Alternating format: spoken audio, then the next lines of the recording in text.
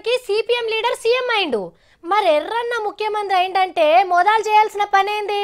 First anganwadi అక్కలకు జీతాలు పెంచాలి, కంపెనీలో పనిచేసేటోళ్లకు ఎక్కువ జీతాలు ఇప్పియాలి, బస్ ఛార్జీలు తగ్గిపియాలి, హాస్టల్ పోరగాళ్ళకి ఇంకో కోడిగుడ్డు ఎక్కువ పెట్టాలి, బీడు భూములను పేదోళ్ళకు వంచాలి.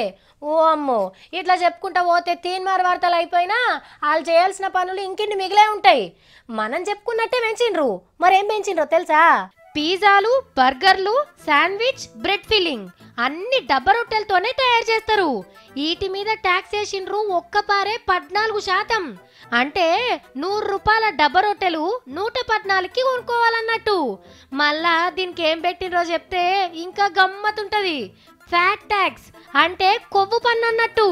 పొరగాళ్ళు పొట్టు తిని పొట్టలు పెంచి పానాలు ఖరాబు చేసుకుంటుండ్రని ట్యాక్స్ వేసిందుల్లా కేరళ సర్కార్. ధరలు పెరిగినాయి కాబట్టి కొనుక్కోరు, రోగాలు తెచ్చుకోరు అనికి ఉపాయం చేసిండ్రట. అయినా ఉపాయం ఉన్నోడు ఉపాసం ఉంటాడా? రేట్లు పెరిగినాయని మేత మానేస్తాడా? నిజంగా పబ్లిక్ పానాల మీద అంత పాయిరం ఉంటే ఒకవేళ ఇసొంటి తిండి తింటే రోగాలు వస్తాయని తేలితే మొత్తానికి అమ్మకుంటే బంద్ చేయండి. అంతేగాని ధరలు పెంచితే తినరనుకుంటే నవ్వుకునే ముచ్చట ఇంతకంటే ఇంకోటి ఉండదు. ఆమ్దాన్ని పెంచుకునేందుకు ట్యాక్స్ వేసినాం అని డైరెక్ట్గా చెప్పుకోండి సార్లు, ఎవ్వరు అడ్డం పడరు కానీ.